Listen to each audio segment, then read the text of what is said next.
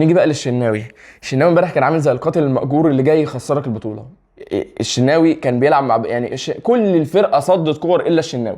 الفرقه كلها صدت كور امبارح الا الشناوي. حسين الشحات صد كوره من على الخط، علي معلول صد كوره من على الخط، مش عارف مين تاني صد كوره من على الخط، الا الشناوي الوحيد اللي ما صدش ولا كوره امبارح. الجون الاولاني فوتوغرافر وقف يصورها، الناس بتقول لك لا يلام، لا انا شايفه يلام على الجون الاولاني عادي.